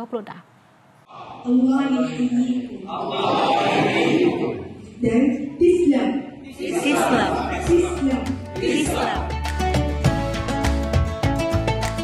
Seperti inilah suasana kegiatan belajar mengajar bahasa Arab dasar di kelas Media Center Haji, salah satu layanan tugas dan fungsi PPIH yang memegang peranan penting selama penyelenggaraan ibadah haji tahun ini. Sebanyak 60 para jurnalis dari berbagai media massa ini dengan serius menyimak pelajaran bahasa Arab yang diberikan oleh pengajar.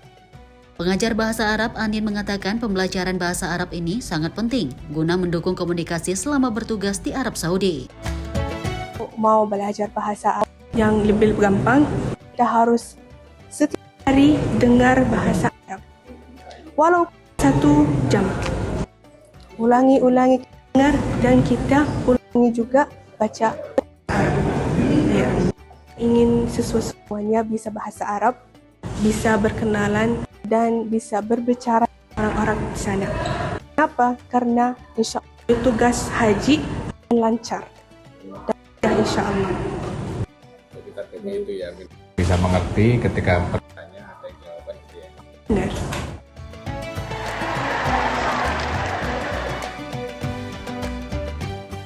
Sementara itu di kelas besar pelajaran bahasa Arab diikuti oleh 1.600 petugas haji sebagai layanan tugas dan fungsi.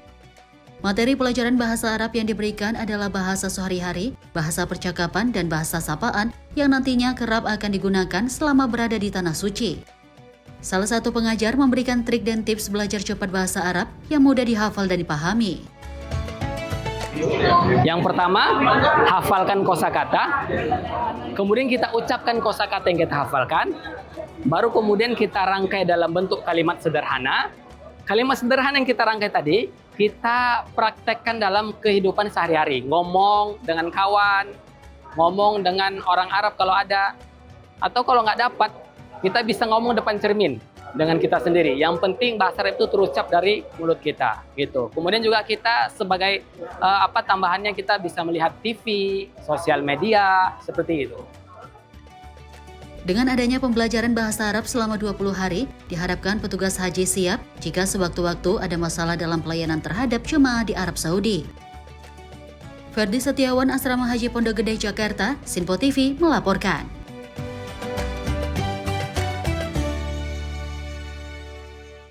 Informasi lainnya, pemirsa, dari Komisi 2 DPR RI menggelar konferensi pers untuk mengumumkan 18 orang calon anggota Ombudsman Republik Indonesia masa jabatan 2026 hingga 2031. Ke-18 nama tersebut nantinya akan diajukan oleh Presiden Republik Indonesia dan akan mengikuti tahapan uji kelayakan dan juga kepatutan di DPR. Komisi 2 DPR RI pada Rabu 21 Januari 2026 menggelar konferensi pers untuk mengumumkan 18 calon anggota Ombudsman Republik Indonesia masa jabatan 2026 hingga 2031. Ke-18 calon tersebut merupakan nama-nama yang diajukan oleh Presiden Republik Indonesia sesuai amanah Undang-Undang Nomor 37 Tahun 2008 tentang Ombudsman Republik Indonesia. Komisi 2 DPR RI akan melaksanakan uji kelayakan dan kepatutan atau fit and proper test terhadap seluruh calon. Dari proses tersebut, Komisi 2 DPR RI akan memilih dan menetapkan 9 orang calon terpilih untuk menjadi anggota Ombudsman Republik Indonesia periode 2026 hingga 2031. Ketua Komisi 2 DPR RI Rifki Nizami Karsayuda menegaskan proses seleksi akan dilakukan secara terbuka dan akuntabel sesuai ketentuan perundang-undangan. Komisi 2 DPR RI menargetkan seluruh tahapan seleksi dapat berjalan lancar sehingga anggota Ombudsman terpilih dapat segera menjalankan tugas dan fungsi sesuai amanat undang-undang. Tim redaksi Sinpo TV melaporkan. Pemirsa, Paku Buwono 14 Gusti Purbaya didampingi oleh keluarga menemui Wakil Ketua DPR Dasko di Gedung Nusantara 3 Kompleks Parlemen Senayan, Jakarta. Tentunya Gusti Kanjeng Ratu Anom Sekarjati mengatakan pertemuan tersebut dalam rangka silaturahmi sekaligus membahas soal pengelolaan Keraton Solo.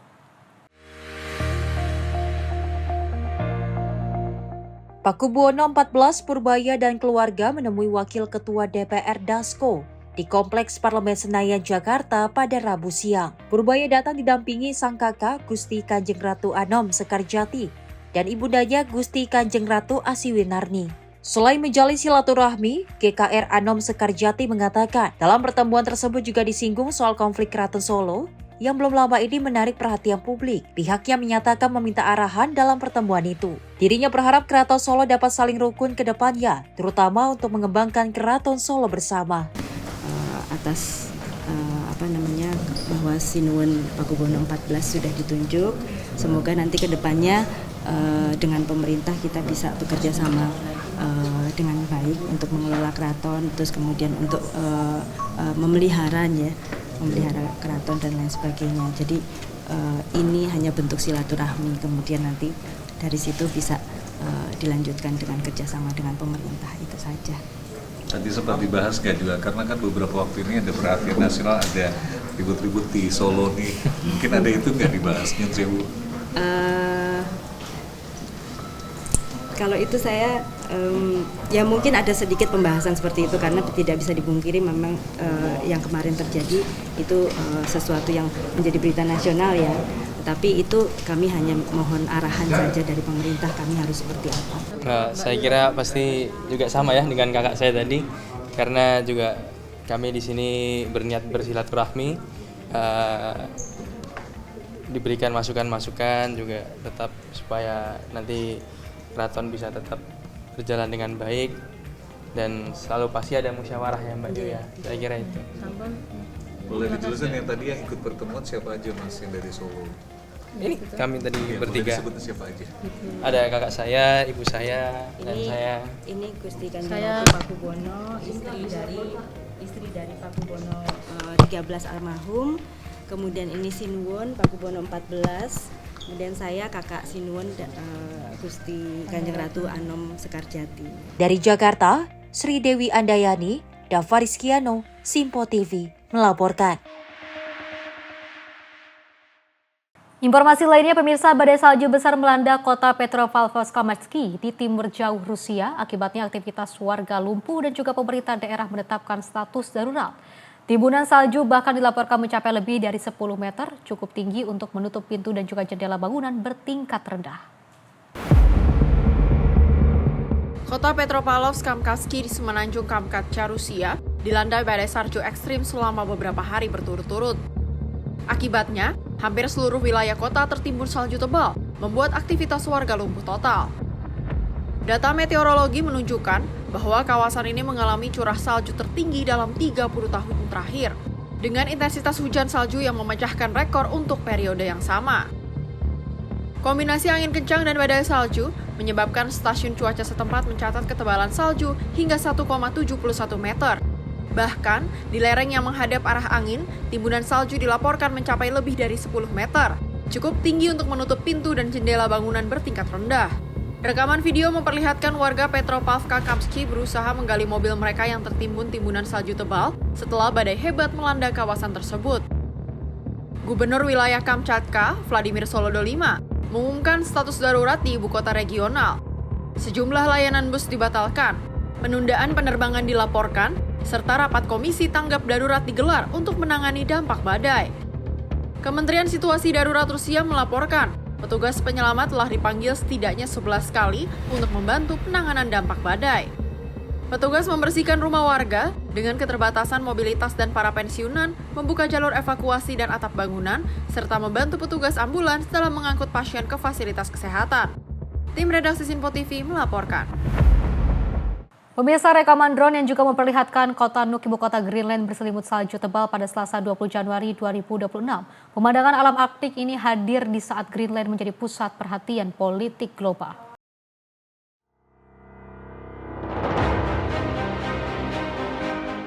Visual menampilkan pegunungan dan hamparan luas yang tertutup salju putih. Lanskap beku ini menjadi latar di tengah meningkatnya retorika politik terkait masa depan wilayah otonom tersebut. Sorotan terhadap Greenland kembali menguat menyusul pernyataan Presiden Amerika Serikat Donald Trump. Trump menegaskan keinginannya untuk mengambil alih Greenland dengan cara apapun. Pernyataan tersebut memicu ketegangan baru antara Amerika Serikat dengan negara-negara Eropa. Trump mengancam pengenaan tarif tambahan terhadap sejumlah negara menyusul penempatan pasukan di Greenland. Pada Minggu 18 Januari 2026, Trump mengumumkan rencana tarif balasan, diawali dengan tarif 10% terhadap Denmark, Norwegia, Swedia, Prancis, Jerman, Inggris, Belanda, dan Finlandia. Tarif ini diancam naik menjadi 25% pada Juni 2026 jika tidak ada kesepakatan. Trump menyebut Greenland wilayah otonom dalam kerajaan Denmark sebagai area yang penting bagi keamanan Amerika Serikat. Sengketa ini juga kembali memicu perhatian terhadap hubungan historis Denmark dengan Greenland, termasuk perlakuan masa lalu terhadap penduduk setempat. Tim redaksi Simpo TV melaporkan. Pemirsa, istri tewas muka tertutup spray, suami diamankan oleh polisi. Informasinya usai jeda berikut ini.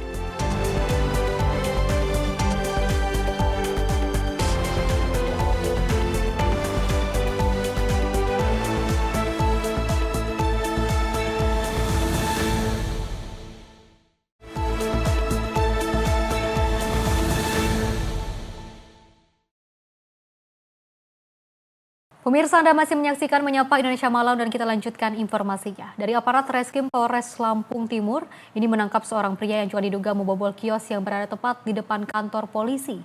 Pelaku diamankan berdasarkan hasil rekaman CCTV dan juga penyidikan petugas. Dalam aksinya, pelaku membawa barang hasil curian dengan menitipkan ke dalam mobil ambulans milik kecamatan.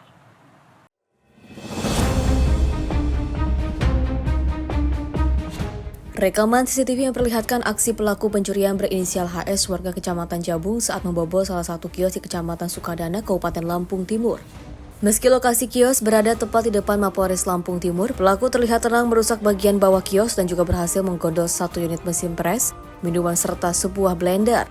Tidak hanya itu, residivis kasus curanmor ini pun menitipkan barang curian ke mobil ambulans milik kantor kecamatan untuk dibawa ke rumahnya. Dengan berbekal rekaman CCTV, petugas kepolisian yang juga melakukan penyidikan akhirnya berhasil menangkap pelaku beserta dengan barang bukti. Di hadapan penyidik, pelaku mengaku nekat melakukan pencurian karena tidak memiliki uang untuk membeli peralatan usaha minuman. Modusnya, tersangka ini saat itu sedang menunggu keluarganya yang dirawat di Rumah Sakit Sukadana. Kemudian pada pagi harinya, saat hendak mencari sarapan, tersangka ini melihat warung milik korban itu masih dalam keadaan tertutup. Kemudian terdapat alat pres minuman dan blender, kemudian diambil oleh tersangka dengan cara dari luar diangkat ke atas, kemudian ada bagian bawah dari toko itu yang dirusak untuk mengambil blender tersebut. Kemudian barang tersebut dibawa oleh pelaku kembali ke Rumah Sakit Sukadana, kemudian pelaku melihat di situ ada ambulan dari Puskesmas Jabung yang dia kenal, kemudian dia titipkan untuk dibawa pulang ke Jabung. Buat saya sendiri, buat jualan di rumah, pengen beli, belum ada duit, melihat barang itu, nggak habis pikir, kan saya ambil. Ya, nggak ada niat buat saya jual atau buat orang lain, bukan buat saya sendiri. Itu barang-barang itu dibawa sampai ke rumah, naik apa? Naik mobil ambulans saya titip. Ya. Tapi sudah tahu nggak kalau barang itu? Enggak. Apa lagi mobil pada sakit ya? Ponakan ya. Belum, nggak ada niat jual? Nggak ada. Buat bagi sendiri ya? Iya. Saya mohon maaf semua anggota polisi karena saya kayak tidak menghormati apalagi di depan Polres. Ya, saya mohon maaf semua anggota polisi. Saya sangat menyesal. Intinya saya minta maaf dari korban atau semua anggota polisi di Polres atau anggota polisi yang lainnya. Atas perbuatannya, tersangka bakal dijerat pasal pencurian dengan pemberatan dengan ancaman hukuman maksimal 7 tahun penjara. Dari Lampung Timur, Lampung, jurnalis Simpo TV melaporkan. Pemirsa, minimnya penerangan dan juga pembatas jalan mengakibatkan minibus terperosok ke dalam parit sedalam 2 hingga 3 meter di Jalan Peternakan Raya Kapuk, Jakarta Barat pada Rabu 21 Januari 2026. Peristiwa ini tidak menimbulkan korban jiwa, pemirsa, dan juga luka-luka. Minibus ini terperosok ke dalam parit sedalam 2 hingga 3 meter di Jalan Peternakan Raya, Kapuk, Jakarta Barat pada Rabu malam 21 Januari 2026. Kejadian bermula saat mobil melaju dari arah Kapuk menuju Angke. Mobil terperosok ke kiri jalan akibat minimnya penerangan jalan di lokasi. Selain minim penerangan, tidak adanya pembatas jalan. Pengemudi yang tidak mengenal kondisi jalan juga menjadi faktor penyebab terjadinya minibus terperosok. Peristiwa ini tidak menimbulkan korban jiwa ataupun luka. Pengemudi dan salah seorang penumpang berhasil keluar dari dalam mobil dengan selamat. Untuk informasi dari warga, di mana arah dari Peternakan 2 Raya mengarah ke area Jembatan Genit, ya di tikungan info dari warga mobil langsung terperosok ke saluran yang dimana ya sudah dilihat untuk pembatas atau penghalang atau penampu kurang, penerangan juga minim. Ya itu aja yang saya tahu. Di dalam ada berapa penumpang? Info dari warga dan dilihat dari kondisi 1 penumpang. Mengalami luka atau gimana? Alhamdulillah untuk korban jiwa tidak ada dan tidak ada luka-luka. Ini dia sempat ngebut atau gimana sih Bang? Informasi dari warga ya tidak ngebut ya, mungkin karena penerangan juga kurang ya. Jadi lampu juga kurang ya, jadi terjadilah hal yang tidak diinginkan. Untuk mengevakuasi mobilnya, tadi kan pakai kren tuh Bang, itu memang kondisinya sulit untuk diangkat atau gimana? Ya karena kondisinya ya bisa dilihat kondisinya juga sedikit agak susah, jadi dari pihak kendaraan dia mengadakan unit kren untuk mengevakuasi kendaraan tersebut. Selanjutnya mobil dievakuasi dari dalam parit dengan bantuan kren dan warga. Dari Jakarta, jurnalis Simpo TV melaporkan. Pemirsa, hilang selama 4 hari di tengah laut, seorang nelayan ditemukan selamat saat melaut menggunakan perahu katinting menuju rumpon ikan di laut Kecamatan Taniwel, dan juga korban berhasil ditemukan oleh tim SAR gabungan Basarnas, Ambon, TNI Polri dan juga masyarakat sekitar di atas perahu yang terombang-ambing akibat mati mesin. Seorang nelayan Kisman Latumapayahu, 64 tahun, akhirnya berhasil ditemukan tim SAR gabungan Basarnas Ambon, TNI Polri, dan masyarakat sekitar. Korban ditemukan tim SAR gabungan setelah 4 hari dilaporkan keluarga hilang saat melaut menggunakan perahu katinting menuju rumpon ikan di laut Kecamatan Taniwel. Korban yang merupakan warga desa Kasieh, Kecamatan Taniwel, Kabupaten Seram bagian barat Maluku ini dilaporkan hilang oleh keluarga setelah sore hari melaut tidak kunjung pulang. Saat itu keluarga resah lantaran sedang terjadi cuaca buruk berupa gelombang tinggi. Diduga perahu korban mengalami mati mesin katinting sehingga terombang-ambing selama berhari-hari di laut. Dan tim operasi SAR SBB Fadli Latukau mengatakan korban berhasil selamat setelah bertahan di salah satu rumpon, hingga kemudian diselamatkan nelayan lain asal desa Gale-Gale, Maluku Tengah. Korban ditemukan 4 hari kemudian dan dievakuasi kepada keluarga di rumah di desa Kasie. Perkembangan operasi SAR hari kedua sekaligus penutupan operasi SAR kecelakaan kapal perahu ketinting POB 1 orang yang mengalami hilang kontak di sekitar perairan desa Kasie, Kecamatan Taniwel, Kabupaten Seram bagian barat. Pada pukul 08.00 WIB, tim SAR gabungan dibagi menjadi 3 seru menggunakan rubber boat dan long boat menuju area pencarian. Selanjutnya, pada pukul 12.30, korban atas nama Kisman Latupayahu, umur 64 tahun, jenis kelamin laki-laki, telah ditemukan dalam keadaan selamat oleh tim SAR gabungan di sekitar perairan desa Gale-Gale, Kecamatan Taniwel, Kabupaten Seram bagian barat, dan dievakuasi ke desa Kasie, Kecamatan Taniwel, Kabupaten Seram bagian barat. Kisman Latumapayahu, nelayan asal desa Kasie, dilaporkan hilang bersama perahu katintingnya sejak Jumat 16 Januari 2026 dini hari lalu. Korban sehari-hari memancing ikan di area rumpon dan pontong di laut Kecamatan Taniwel dan biasa kembali ke rumah pada sore hari. Dari Kepulauan Seram, Maluku, jurnalis Simpo TV melaporkan. Pemirsa, sepasang kekasih ini terekam oleh kamera CCTV saat beraksi mencuri sepeda motor penghuni kos di Jalan Kolam, Medan, Sumatera Utara pada Minggu 18 Januari 2026. Modus pelaku dengan berpura-pura mencari temannya yang tinggal di salah satu kamar kos. Sebelum mencuri sepeda motor, penghuni kos pasangan kekasih ini terlihat mondar-mandir di depan rumah kos mengendarai sepeda motor miliknya. Saat situasi aman dan pintu gerbang tidak tertutup, satu pelaku kemudian masuk ke dalam rumah kos dengan berpura-pura mencari rekannya yang tinggal di kos ini. Setelah mengetahui kondisi dalam kos sepi, pelaku kemudian mendekati sepeda motor sport yang juga terparkir di ruang tamu. Dengan cara merusak kunci kontak, pelaku mengeluarkan sepeda motor kemudian membawa lari sepeda motor dengan dibantu rekannya yang diduga adalah kekasihnya. Pemilik sepeda motor Aryo pada Rabu 21 Januari 2026 siang mengatakan saat kejadian korban sedang tidur di dalam kamarnya dan mengetahui sepeda motornya hilang pada sore hari. Pada Minggu tuh Bang, hari Minggu tuh pagi jam 9 saya masih beli sarapan. Keluar gitu kan beli sarapan, baru setelah sarapan itu saya pulang ke kos, tidur Bang, istirahat.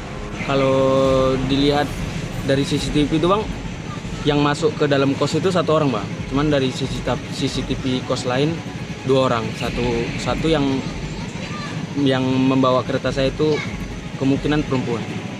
Korban melaporkan aksi pencurian ini ke kantor polisi agar bisa menemukan kembali sepeda motornya. Dari Medan, Sumatera Utara, jurnalis Simpo TV melaporkan.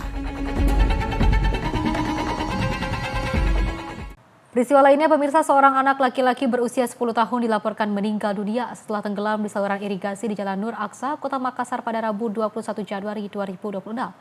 Peristiwa terjadi saat korban bermain bersama dengan teman-temannya untuk mencari kepiting di saluran irigasi dengan arus yang deras. Korban diketahui bernama Mujais Madiang, warga Panjojo, Kelurahan Lasang, Kecamatan Polong Bangeng Utara, Kabupaten Takalar. Peristiwa tersebut terjadi saat korban bermain bersama teman-temannya mencari kepiting di saluran irigasi dengan arus deras. Laporan kejadian diterima oleh Dinas Pemadam Kebakaran Kota Makassar pada pukul 15.48 WITA. 1 menit kemudian tim penyelamat langsung diberangkatkan menuju lokasi kejadian. Petugas tiba di lokasi pada pukul 16.23 WITA dan segera melakukan upaya pencarian. Proses evakuasi berlangsung selama lebih dari 1 jam dengan menggunakan peralatan berupa tali karmantel, masker, dan linggis. Korban akhirnya ditemukan pada pukul 17.41 WITA, sekitar 50 meter dari titik awal korban dilaporkan hanyut. Saat ditemukan, korban dalam kondisi meninggal dunia. Kepala Dinas Pemadam Kebakaran Kota Makassar, Fadli Welang, membenarkan kejadian tersebut. Ia menyampaikan bahwa petugas telah melakukan upaya maksimal dalam proses pencarian korban. Ia juga mengimbau kepada para orang tua agar lebih waspada dan meningkatkan pengawasan terhadap anak-anak, terutama saat bermain di area yang berpotensi membahayakan keselamatan. Tim redaksi Simpo TV melaporkan.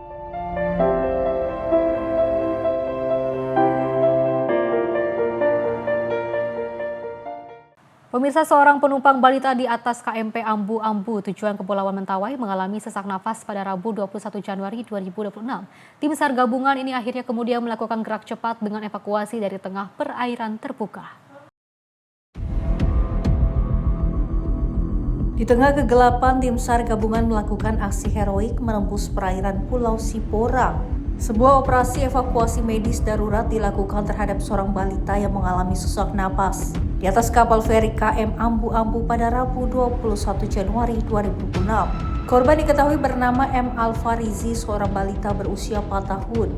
Dalam kondisi sesak napas, korban langsung dipindahkan ke atas rip dengan pengawasan ketat tim medis dan SAR untuk segera dilarikan ke daratan. Pada pukul 1:50 waktu Indonesia bagian Barat, korban langsung diserah terimakan kepada pihak RSUD Mentawai yang telah bersiaga di dermaga guna mendapatkan penanganan medis lebih lanjut. Redaksi Simpo TV melaporkan. Pemirsa, informasi tadi menutup perjumpaan kita hari ini. Saya Zar Putra, mewakili rekan kerja yang bertugas mengucapkan terima kasih. Selamat malam dan sampai jumpa.